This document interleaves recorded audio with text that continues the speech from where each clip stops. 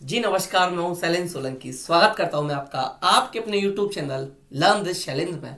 रीट पात्रता परीक्षा 2025 के लिए एक बहुत महत्वपूर्ण टॉपिक नेशनल एजुकेशन पॉलिसी राष्ट्रीय शिक्षा नीति 2020 लेवल 1 एंड लेवल 2 दोनों में शामिल किया गया है। कल मैंने इसका जो आधा पोर्शन है एक तरीके से थ्योरी का वो कंप्लीट करा दिया था। बचा हुआ आज आधा पोर्शन मुश्किल से 20 से 25 मिनट में मैं आप लोगों को कंप्लीट करा दूंगा। कल मैं इसके लगभग इंपॉर्टेंट 80 के लगभग क्वेश्चन कराऊंगा। वहीं से आपको क्वेश्चन एनईपी का देखने के लिए मिल जाएगा और एनईपी से रिलेटेड किसी भी सब्जेक्ट में क्वेश्चन आ जाएगा। कुछ कॉमन चीजें ही थी जो किसी भी सब्जेक्ट में पूछी जा सकती थी। आज राजस्थान से रिलेटेड एनईपी में जो कुछ हुआ है वो भी मैं आप लोगों को यहां पर करा दूंगा। तो मैं समझता हूं एनईपी आपका 2 क्लासेस में कंप्लीट हो जाएगा। इससे पहली वाली क्लास 35 मिनट के लगभग की है, उसे देख लीजिएगा। बाकी की आपकी ये क्लास रहने वाली है। एक मिनट, माइक पहनना भूल गया मैं। Hello hello hello, okay. उसके बाद ये क्लास आप लोगों की रहने वाली है, तो दोनों क्लासेस मिलाकर आपका एनईपी कंप्लीट हो जाएगा। इसके बाद थ्योरी सेक्शन कंप्लीट और एमसीक्यू मैं आप लोगों को करा दूंगा। तो आई होप वीडियो आप लोगों को पसंद आएगा। पसंद आए तो लाइक कर दो, शेयर कर दो। जो लोग चैनल पर नए हैं या जिन्होंने अभी तक चैनल को सब्सक्राइब नहीं किया, आप लोग चैनल को कर लो भाई सब्सक्राइब। और ईवीएस की लगातार प्रैक्टिस में आप लोगों को करा रहा हूँ। 5 पीवाईक्यूज में आप लोगों को करा चुका हूँ। ऐसे ही आपको कल से यानी कि मंडे से और भी क्लासेस रीट के लिए देखने के लिए मिल जाएंगे, चाहे हिंदी हो मैथ्स हो। लगातार हम लोग प्रैक्टिस करते रहेंगे। ईवीएस की मैथ्स की फुल गारंटी लेता हूँ, क्वेश्चन बाहर नहीं जाने दूंगा। हिंदी में क्वेश्चन बाहर नहीं जाएगा। और अगर आप लोग नोट्स लेना चाहें भाई मेरे, तो आप लोग क्या कर सकते हो, आप लोग 980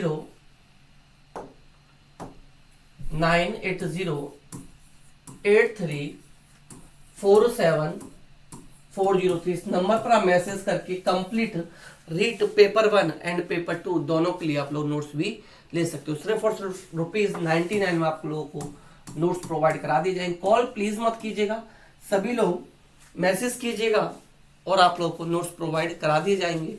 कॉल करने की जरूरत आप लोगों को नहीं है। सिर्फ ₹99 में पेपर 1 पेपर 2 के आपके नोट्स प्रोवाइड करा दिए जाएंगे। चलिए देर न करते हुए वीडियो को शुरू कर लेते हैं। वीडियो में मैं आप लोगों को कल जो कॉमन चीजें थी वो सब कुछ बता चुका था। कहाँ तक कंप्लीट कर चुके थे हम लोग? 3 लेसन तक कंप्लीट कर लिए थे हम लोगों ने। अध्याय 3 तक कंप्लीट कर लिया था, मैंने बताए थे 27 अध्याय हैं। ठीक है, अध्याय 4 पे चलते हैं। सभी नहीं कराऊंगा, जो मेन है आप लोगों के लिए वही करा दूंगा, जो आपके पेपर में आएगा। फालतू का नहीं पढ़ाना, तो आपको मुझे पीएचडी नहीं करानी। जो मेन मेन है वही चीजें मैं आप लोगों को बता दे रहा हूँ। ठीक है भाई, चलिए अब आते हैं अध्याय 4 पर। स्कूलों में पाठ्यक्रम में शिक्षण शास्त्र अधिगम एवं समग्र एकीकृत आनंददायी और रुचिकर होना चाहिए। ठीक है, ये मैंने बताया था। मैंने ये बताया था जो इससे पहले शिक्षा नीति थी, 3 शिक्षा नीति आ चुकी है। 1968 इंदिरा गांधी जी के समय पर जब वो प्रधानमंत्री थी, उसके बाद 1986 जब राजीव गांधी प्रधानमंत्री थी, फिर 2020 में आई कस्तूरी के रंगन इसके अध्यक्ष बनाए गए। 2017 में कमेटी बनाई गई, 2019 में अपनी रिपोर्ट दी और 2020 में कैबिनेट ने नई शिक्षा नीति को लागू करने की घोषणा की। ठीक है, तो मैंने बताया था जो पहला मॉडल था वो 10+2 पर आधारित था, हमारी एजुकेशन मॉडल। लेकिन अब का जो है मैंने बताया था 5+3+3+4 पर आधारित है। मैंने बताया था यहाँ पर 3 से लेकर 8 साल तक के बच्चों की एजुकेशन रहेगी। इसमें 8 से 11 रहेगी, 11 से 14 रहेगी और 14 से 18 यहाँ पर रहेगी। तो पूरा यहाँ पर प्री क्लासेस से लेकर 12th क्लास तक के बच्चों की एजुकेशन की यहाँ पर बात की गई है। पूरा मैं डिटेल में आप लोगों को समझाया भी था कि किस किस तरीके से बांटा गया है। जिन लोगों ने पूरा वीडियो नहीं देखा कल का, ये देख लेना भाई। कल मैंने बता दिया था किस तरीके से यहाँ पर डिवाइड किया गया है। तो जिन्होंने पहला वीडियो नहीं देखा, पहले जाकर पहला वीडियो देख लो, तो चीजें आप लोगों के लिए क्लियर हो जाएंगी। ठीक है, आपको कोई भी डाउट नहीं रहेगा। तो इसमें राष्ट्रीय शिक्षा नीति 2020 द्वारा अनुशंसित स्कूली शिक्षा की संरचना 5+3+3+4 है, जो कि निम्न है। किस पर आधारित है? 5+3+3+4 पर। क्वेश्चन इंपोर्टेंट है, कई एग्जाम में डायरेक्ट पूछ लिया गया है। ठीक है भाई, तो फाउंडेशनल स्टेज 3 से 4 है। मैंने बताया था इसको 2 पार्टों में बांट दिया, पहला बाल वाटिका और दूसरा पहली और दूसरी क्लास में। ठीक है, प्री क्लासेस कह लीजिए 3 क्लास आंगनबाड़ी या बाल वाटिका, फिर क्लास 1st एंड 2nd। तो यह क्या है, देखिए 3 से 8 साल है और फाउंडेशनल इसको नाम दिया गया है। यह 3 वर्ष आंगनबाड़ी व प्री स्कूल के लिए और 2 वर्ष कक्षा 1 और 2 प्राथमिक स्कूल के लिए। मैंने बताया था आंगनबाड़ी कह सकते हैं, प्री स्कूल कह सकते हैं, 3 तक ठीक है, 3 से 6 साल तक, और 6 से 8 तक के बच्चे फर्स्ट एंड सेकंड, यहां आ जाएगा। ठीक है भाई, अब के लिए क्या है, इसमें तीव्र मस्तिष्क विकास करना है हमें उनका, खेल और स्वयं खोज आधारित सीखना है इसमें शामिल करना है। दूसरी स्टेज मैंने आप लोगों को बताई थी प्रीपेटरी स्टेज, इसमें क्या है, ये उम्र इसमें रहेगी 8 से 11, और बच्चा किस क्लास तक यहां पर पढ़ेगा, 3 से 5 क्लास तक, कक्षा 3 से लेकर 5 क्लास तक बच्चा यहां पर रहेगा, के बच्चों के लिए है। इसके पाठ्यक्रम में पढ़ना लिखना बोलना सीखना, शारीरिक शिक्षा, भाषा, गणित और विज्ञान शामिल है।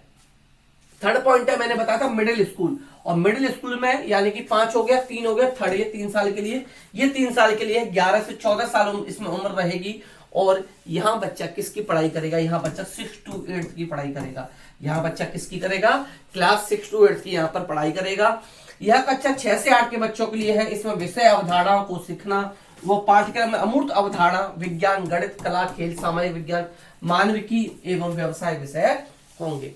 फोर्थ स्टेज पर चलते हैं, जो 4 साल के लिए होगी, यहां बच्चे की उम्र होगी 14 से 18 वर्ष, और बच्चा यहां पढ़ेगा 9 to 12th क्लास, 9 से 12वीं क्लास के लिए आप लोगों के लिए रहने वाली है। तो नेक्स्ट देखते हैं हाई स्कूल सेकेंडरी स्टेज, उम्र 14 से 18 वर्ष, मैंने बताया था सेकेंडरी स्टेज ये रहेगी 14 से 18 वर्ष के लिए रहेगी, क्लास 9 to 12 यहां पर रहेंगे।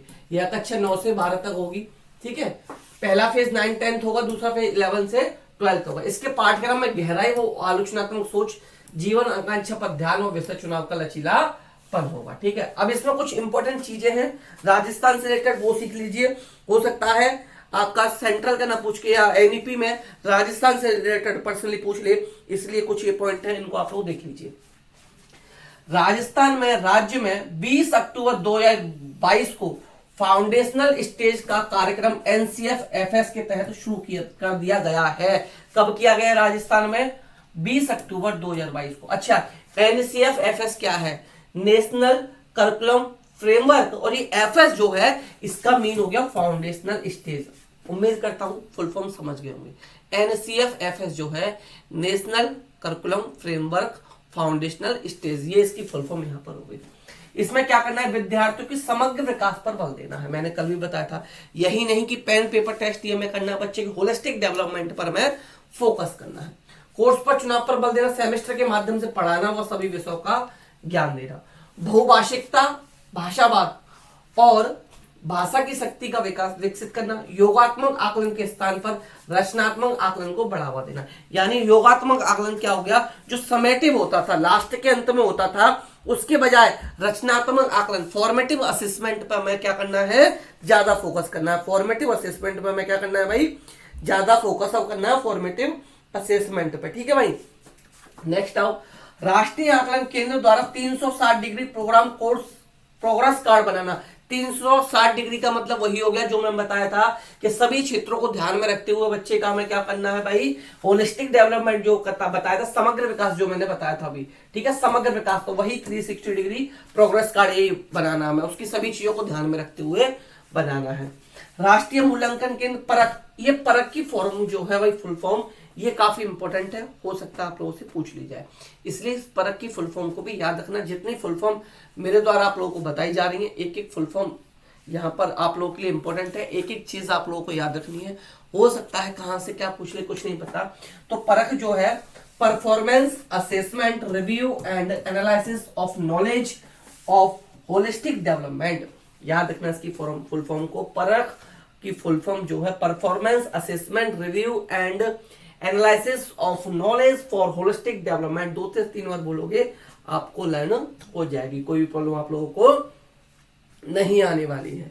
नेक्स्ट है समग्र विकास के लिए ज्ञान का प्रदर्शन, मूल्यांकन यानी इवेल्युएशन, समीक्षा और विश्लेषण। नेक्स्ट ऑप्शन है प्रतिभाशाली बच्चों के लिए संवर्धन सामग्री, विभिन्न प्रोजेक्ट सर्कल और ओलंपियाड प्रतियोगिता का आयोजन किया जाएगा। अगर आप इसका पीडीएफ लेना चाहें तो मेरा ग्रुप है टेलीग्राम ग्रुप, वहां ये पीडीएफ आप लोगों के साथ शेयर कर दी जाएगी। आपको क्या करना है, इसी वीडियो के लिंक में, वीडियो के डिस्क्रिप्शन बॉक्स में आपको चैनल का जो टेलीग्राम चैनल है या टेलीग्राम ग्रुप जिसको कह सकते हैं, उसका लिंक मिल जाएगा, वहां आप लोग ऐड हो सकते हो, ये वहां पर भेज दी जाएगी। आराम से आप लोग इसको लास्ट मोमेंट पर रिवाइज भी कर सकते हो, लास्ट टाइम पर आप लोग इसको रिवाइज भी कर सकते हो। नेक्स्ट देखते हैं हम लोग अध्याय 5 क्या है? शिक्षक के लिए। ठीक है भाई, वर्ष 2030 तक शिक्षण के लिए न्यूनतम योग्यता 4 वर्षीय एकीकृत बीएड डिग्री होगी। भाई इसके ऊपर खूब बवाल मचा। प्राथमिक से आप जानते हैं बीएड को बाहर किया गया, मैंने भी काफी संघर्ष किया कि अंदर हो जाए, बट कुछ नहीं हो पाया। तो बीएड जूनियर टीजीटी पीजीटी के लिए, और हम जो कहेंगे बीएटीसी बीएसटीसी जो भी आपके यहाँ बोला जाता हो डीएलएड, ये 1st to 5th और 6th to 8 दोनों के लिए रहेगा। ठीक है भाई, तो प्रत्येक शिक्षक को प्रतिवर्ष लगभग 50 घंटे का सतत व्यवसायिक विकास सीपीडी में हिस्सा लेना होगा। सतत व्यवसायिक विकास में लगभग 50 घंटे एक साल हिस्सा लेना होगा। 4 वर्षीय एकीकृत बीएड में ग्रामीण क्षेत्रों को मेरिट आधार पर छात्रवृत्ति दी जाएगी।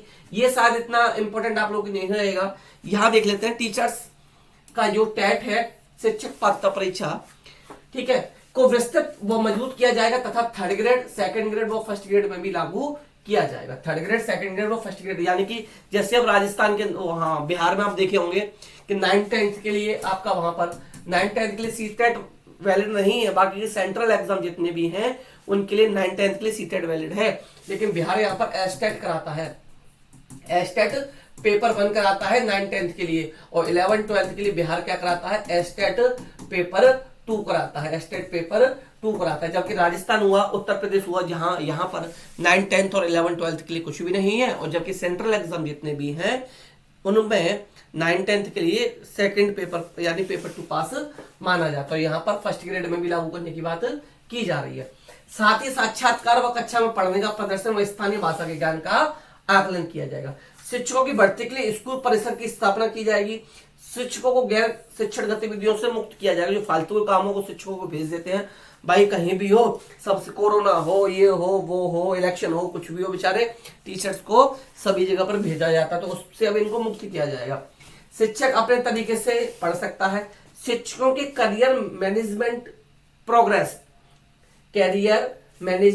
प्रोग्रेस इन सीएमपी हेतु उसकी पदोन्नति व वेतन वृद्धि की जानी चाहिए। इन्हीं संस्थाओं द्वारा 2 वर्षीय बीएड कार्यक्रम की डिग्री दी जाएगी। एनसीटी द्वारा एनसीईआरटी के परामर्श से एक नवीन अध्यापक शिक्षा हेतु राष्ट्रीय पाठ्यचर्या रूपरेखा एनसीईएफटी, अच्छा एनसीएफ हो गया, टीई का मतलब हो गया फॉर टीचर्स एजुकेशन, यानी national curriculum framework for teachers education, याद रखना, फॉर टीचर्स याद रखना, तथा national professional standards for teachers, national professional standard for teachers, इसकी फुल फॉर्म भी याद रखना किया जाएगा। ज्यादा इंपॉर्टेंट नहीं था, यहां से मुझे नहीं लगता कुछ पूछा जाएगा। 2030 तक का बस याद रखना कि 4 वर्षीय बीएड वाला। एक अच्छी चीज इसलिए बता दे रहा हूं, बाई चांस आ जाए तो आप ये कहोगे सर आपने पढ़ाया नहीं था, और वही हम लोगों से पूछ लिया गया।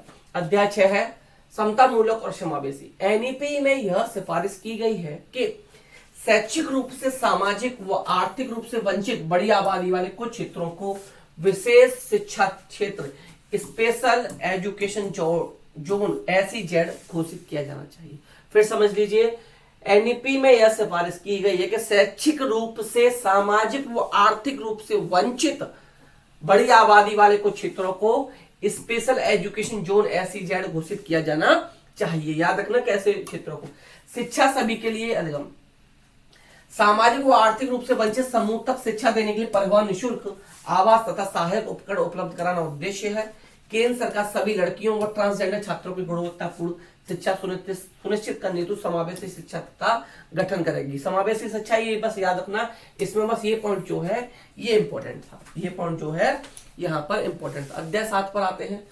राज्य व केंद्र शासित प्रदेशों की सरकारों के द्वारा 2025 तक स्कूलों के समूह बनाकर, स्कूल परिसर बनाकर 5 से 10 किलोमीटर के दायरे में एक माध्यमिक विद्यालय होगा।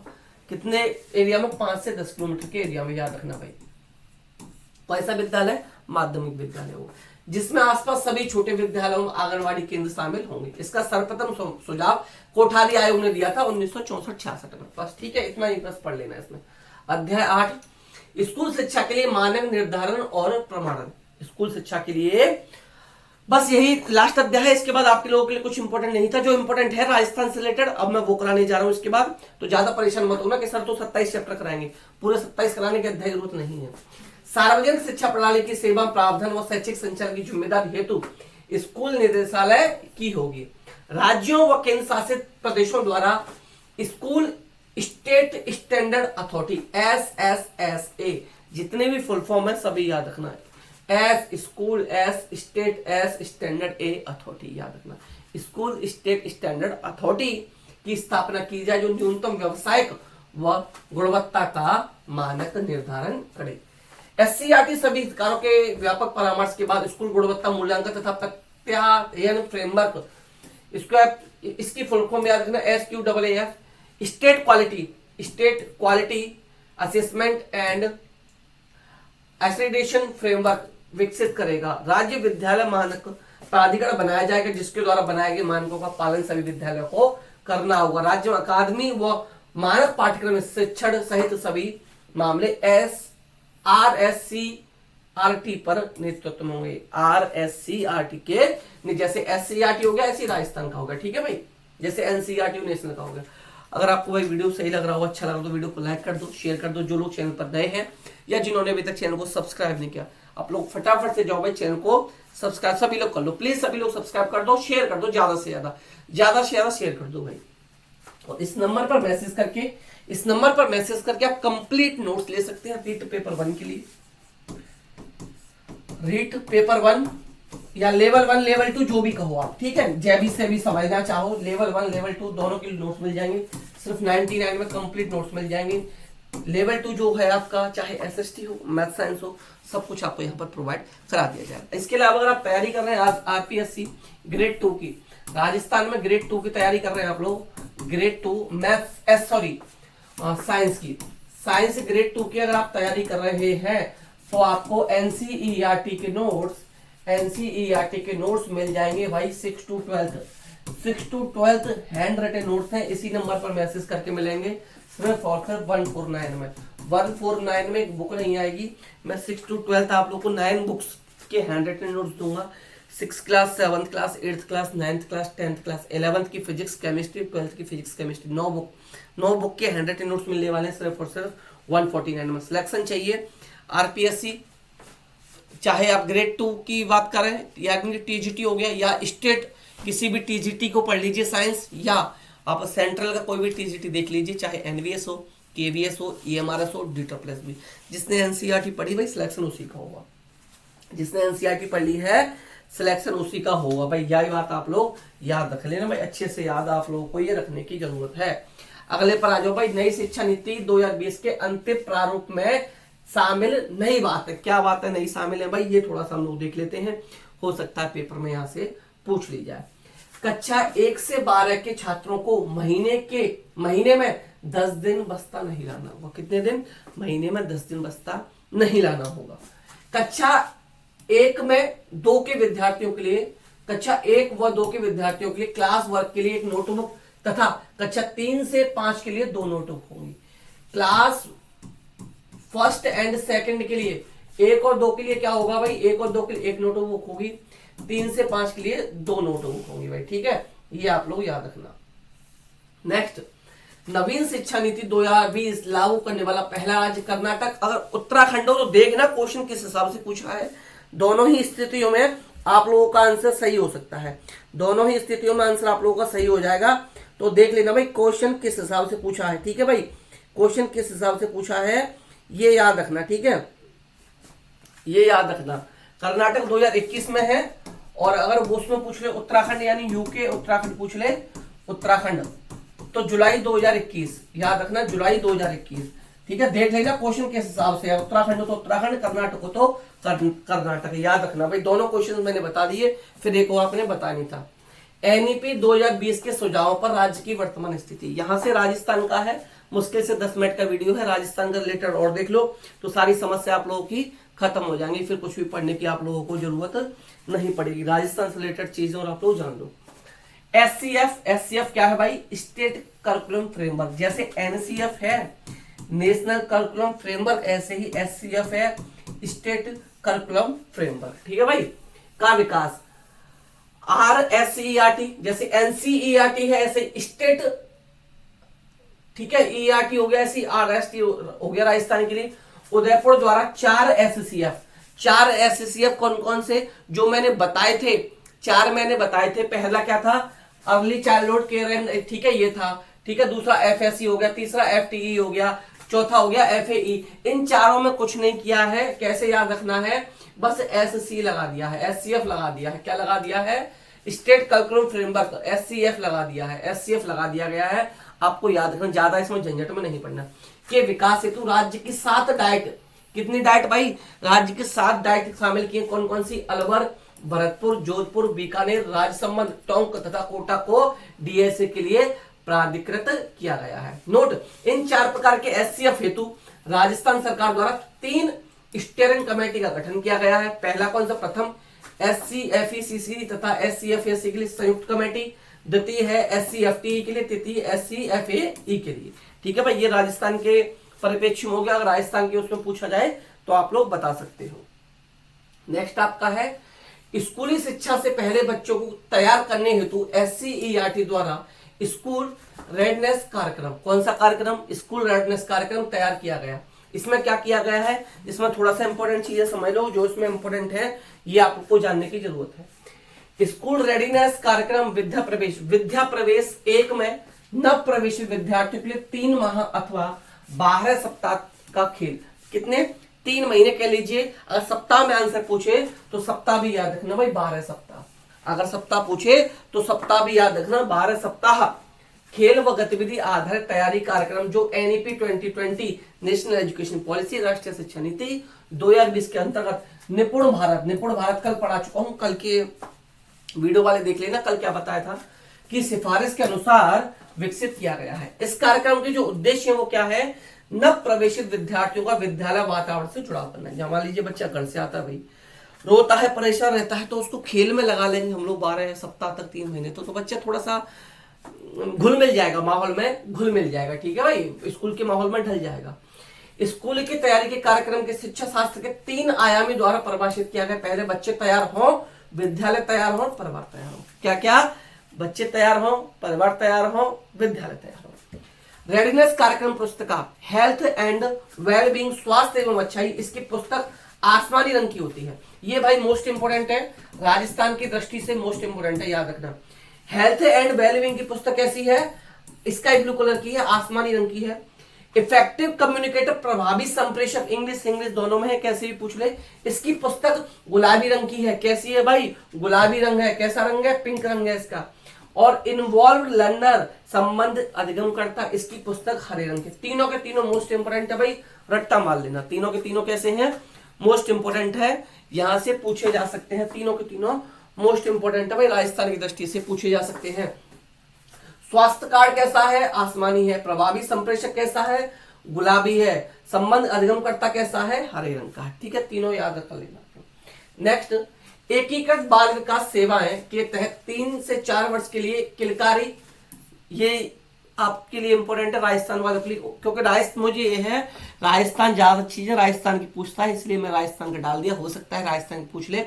तो 3 से 4 वर्ष के लिए किलकारी, 4 से 5 वर्ष के लिए उमंग तथा 5 से 6 वर्ष के लिए तरंग नाम वर्कबुक तैयार की गई है। ठीक है, ये कोई इंपोर्टेंट नहीं था। नेक्स्ट पॉइंट ये देख लो, बस ये और देख लो, उसके बाद आप लोगों का कंप्लीट हो जाएगा। फिर ज्यादा कुछ टेंशन लेने की जरूरत इसमें है नहीं, इतना बड़ा टॉपिक था नहीं। बाकी क्वेश्चंस करा दूंगा, क्वेश्चंस में प्रैक्टिस आप लोगों की अच्छे से हो जाएगी। भाई उम्मीद करता हूँ वीडियो पसंद आ रहा होगा। पसंद आ रहा तो भाई लाइक और शेयर कर दो वीडियो को, प्लीज लाइक और शेयर कर दो। जो लोग चैनल पे नए हैं या जिन्होंने अभी तक चैनल को सब्सक्राइब नहीं किया, फटाफट से जाओ भाई चैनल को सब्सक्राइब कर दो। फटाफट से जाके आपको क्या कर देना भाई, चैनल को कर देना है सब्सक्राइब। बस 10 सेकंड वेट कीजिए। चलिए पॉइंट नंबर 5, NEP 2020 को राज्य में क्रियान्वयन करने हेतु राजस्थान सरकार प्रशासनिक सुधार अनुच्छेद 3 विभाग के द्वारा समूह है वर्ग निम्नलिखित क्रियान्वयन समिति का गठन किया गया। फर्स्ट नंबर जो मैंने बताई थी, ठीक है, यहां देख लो, नंबर 1 पे देख लो। समूह 1 early childhood care and education and foundational literacy and numeracy. ठीक है, ये 2 मिला दी इसमें। ये FLN की फुल फॉर्म याद कर लेना भाई, कई बार पूछी गई है।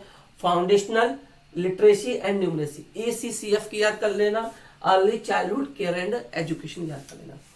ठीक है, इसमें क्या किया है भाई, इसमें 10 सदस्यीय समिति है। इस समूह का जो अध्यक्ष होगा राज्य परियोजना निदेशक, राजस्थान स्कूल शिक्षा परिषद।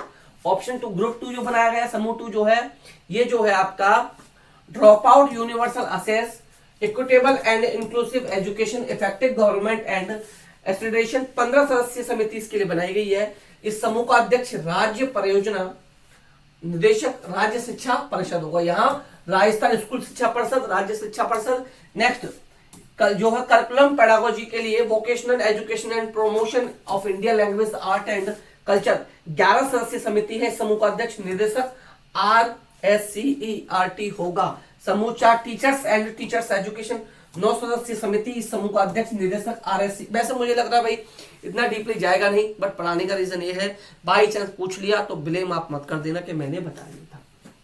समूह 5 ऑनलाइन एंड डिजिटल एजुकेशन। 8 सदस्यीय समिति। इस समूह का अध्यक्ष निदेशक प्रारंभिक एवं माध्यमिक शिक्षा बीकानेर।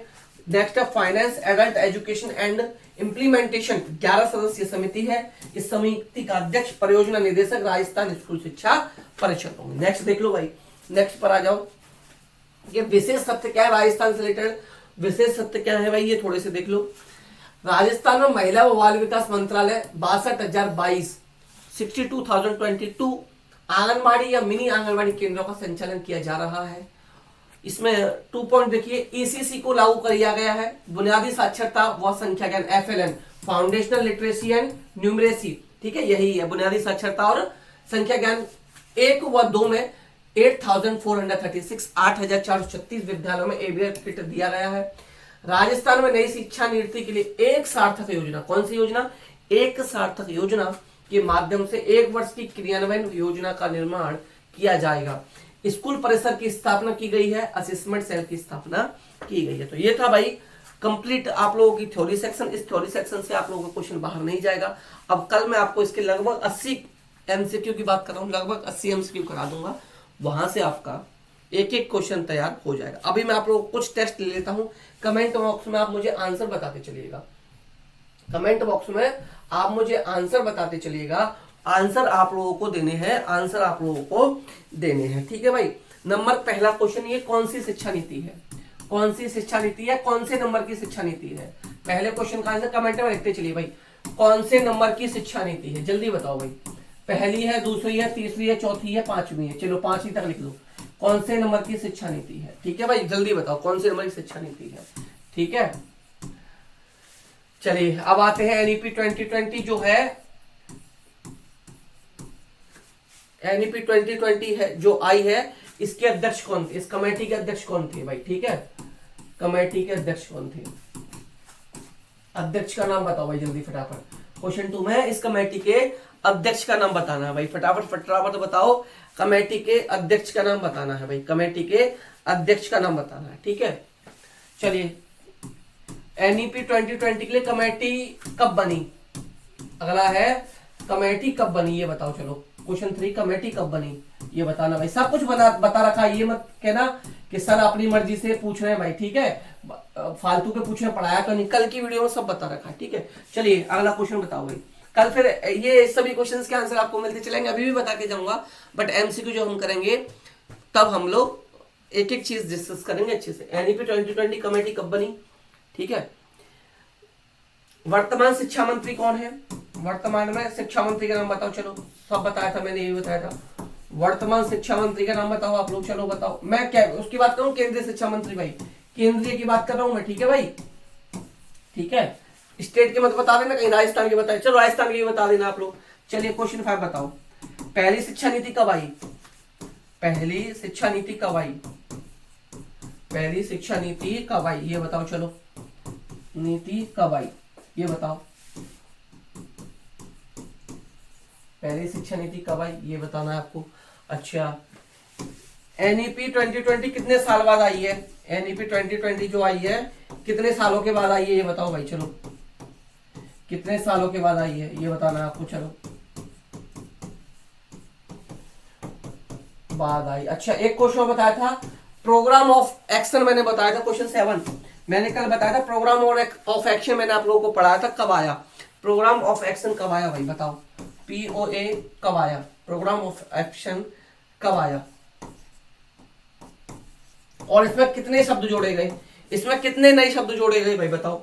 इसमें कितने नए शब्द जोड़े, कितने नए शब्द जोड़े गए ये भी बताना है। कितने नए शब्द जोड़े, चलो ये भी बताना भाई।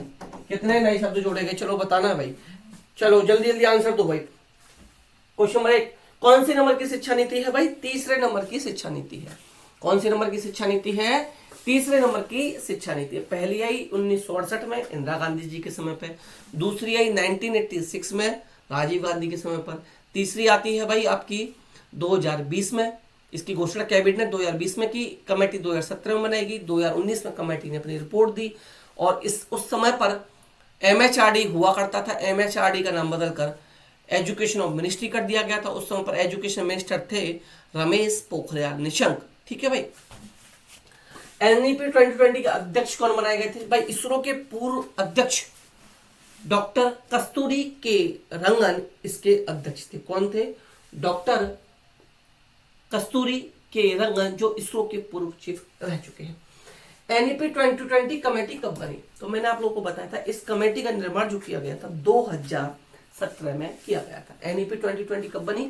2017 में। भाई मुझसे पहले आंसर लिखते चलो, फिर बताना 7 में से आपके कितने आंसर सही गए। 7 में से कितने आंसर आप लोगों के सही गए, फिर आप लोग मुझे बताना कि 7 में से कितने आंसरों के करेक्ट आंसर आपने दिए हैं। और सातों के सातों क्वेश्चन के आंसर आपको लिख दिया। क्वेश्चन 1 का आंसर ये, क्वेश्चन 2 का ये, क्वेश्चन 3 का ये। क्वेश्चन लिखने से क्या होता है भाई? चीजें रिकॉल होती हैं, चीजें याद होती हैं, लिखने में टाइम वेस्ट नहीं हो रहा। मैं फिर कह रहा हूँ, ये टाइम वेस्ट मत मानो, ये आप अपनी प्रैक्टिस मानो कि आपकी प्रैक्टिस हो रही है। इसको क्या मानो आप? प्रैक्टिस हो रही है। NEP 2020 कमेटी कब बनी भाई? मैंने बताया 2017 में बनी, 2019 में रिपोर्ट दी, सरकार के द्वारा 2020 में घोषणा की गई। वर्तमान समय में केंद्रीय शिक्षा मंत्री कौन है? तो मैंने बताया जब NEP 2020 आई थी, नेशनल एजुकेशन पॉलिसी, राष्ट्रीय शिक्षा नीति जब आई थी, उस समय पर डॉक्टर रमेश पोखरियाल निशंक थे। वर्तमान समय पर धर्मेंद्र प्रधान है। वर्तमान समय पर कौन है भाई? धर्मेंद्र प्रधान है भाई, याद रखना, धर्मेंद्र प्रधान है, याद रखना। पहली शिक्षा नीति कब आई? तो अभी मैं बता कर आया था, जो सबसे पहली शिक्षा नीति आई थी वो 1968 में आई थी। और उस समय पर प्रधानमंत्री थी हमारी आयरन लेडी इंदिरा गांधी। दूसरा है पहली शिक्षा नीति कब आई, ये तो हो गया। NEP 2020 कितने सालों के बाद आई है? तो मैंने बताया पहली आती है 1968 इंदिरा गांधी के समय पर, दूसरी आती है 1986 राजीव गांधी के समय पर, और तीसरी आती है 2020 में। 1986 से 2020 में आओगे तो गैप हो गया 34 सालों का। याद रखना कितने साल बाद आई है? 34 साल बाद आई है भाई। ये क्वेश्चन भी कई बार पूछा गया है, कितने सालों के बाद आई है? 34 सालों के बाद ये NEP 2020 आप लोगों के लिए आई है। ठीक है, 34 सालों के बाद आई है। अच्छा नेक्स्ट, POA कब आया? इसमें कितने शब्द जोड़े गए? तो मैंने बताया था आपको POA प्रोग्राम ऑफ एक्शन जो आया था, ये भी कई बार आप लोगों के लिए पूछ लिया गया है। 1992 में आया। कब आया? 1992 में आया। अच्छा एक क्वेश्चन का रिप्लाई और दो, चलो एक क्वेश्चन का रिप्लाई और दो। मैंने बताया था RTE 2000, ये सभी क्वेश्चन पेपर के इंपोर्टेंट है इसलिए पूछ रहा हूँ। RTE 2009 आया, ये लागू कब हुआ? कब से लागू हुआ? किस डेट से लागू? फटाफट आप लोगों के पास 10 सेकंड है, फटाफट से लिखो कि कब से लागू हुआ। फटाफट से लिखो भाई, लास्ट क्वेश्चन है, इसके बाद कोई क्वेश्चन नहीं पूछूंगा। फटाफट से लिखो कब से लागू हुआ, कब से लागू हुआ, फटाफट से लिख दो। चलिए सही है, वेरी गुड, सही लिखा। जिन्होंने लिखा भाई सही लिखा। 1 अप्रैल 2010 से, 1 अप्रैल 2010 से ये लागू हुआ। कब से लागू हुआ? 1 अप्रैल 2010 से ये आप लोगों का लागू हुआ। कब से? 1 अप्रैल 2010 से लागू हुआ। तो भाई कल इसके मैं इंपॉर्टेंट लगभग 80 क्वेश्चन आप लोगों के लिए करा दूंगा। आई होप वीडियो पसंद आएगा। वीडियो पसंद आए लाइक एंड शेयर करता हूँ। जो लोग नोट्स लेना चाहें इस नंबर पर मैसेज करके भाई नोट्स ले सकते हैं। नोट्स मिल जाएंगे, लेवल 1 लेवल 2 दोनों के लिए मिल जाएंगे। ₹99 में मिलेंगे, सिर्फ और सिर्फ ₹99 में आपको लेवल 1 और लेवल 2 दोनों के नोट्स प्रोवाइड करा दिए जाएंगे। ठीक है भाई, दोनों के नोट्स आप लोगों को यहाँ पर प्रोवाइड करा दिए जाएंगे। अच्छा इसके बाद अगर आप साइंस की तैयारी कर रहे हैं, SCI ENCE TGT science, Rajasthan में ग्रेड 2 कहा जाता है। TGT साइंस NVS हो, KVS हो, DSSB AMRS हो। यहाँ वैकेंसी भी अभी आने वाली, चारों वैकेंसी अभी देखने के लिए मिल जाएंगी। इसके TGT साइंस की तैयारी कर रहे हैं तो NCERT पढ़ो, कुछ मत पढ़ो। अगर आपके पास 6 to 12 है पढ़ डालो, नहीं है मुझसे ले लो। 6 to 12 नोट्स प्रोवाइड करा दूंगा, हैंडराइटिंग नोट्स प्रोवाइड करा दूंगा, हैंडराइटिंग सिर्फ और सिर्फ ₹149 में। 149 में 3 बुक भी दी जाएंगी, 2 बुक भी नहीं आनी, हो सकता है एक भी ना आ पाए, नहीं तो एक भी ना आ पाए। तो इसलिए कह रहा हूँ मुझसे ले लो, एक एक चीज एनसीईआरटी की वहां पर रहेगी, एनसीईआरटी के नोट्स आपको प्रोवाइड करा दिए जाएंगे। इसी नंबर पर एनसीईआरटी के नोट्स मिल जाएंगे। रीट लेवल 1, रीट लेवल 2 के नोट्स भी आपको इसी नंबर पर प्रोवाइड करा दीजिए। आई होप वीडियो पसंद आए, पसंद आए तो लाइक कर देना, शेयर कर देना, प्लीज बिना सब्सक्राइब किए कोई भी मत जाना। ज्यादा से ज्यादा लोगों तक अपने वीडियो को शेयर करके जाना है, ज्यादा से ज्यादा लोगों तक शेयर करना है। तो चलिए मिलते हैं नेक्स्ट वीडियो में, तब तक आप हंसते रहिए, मुस्कुराते रहिए और मास्टर नहीं बनने के लिए पढ़ते रहिए। तो bye bye, take care, thank you, नमस्कार, जय हिंद।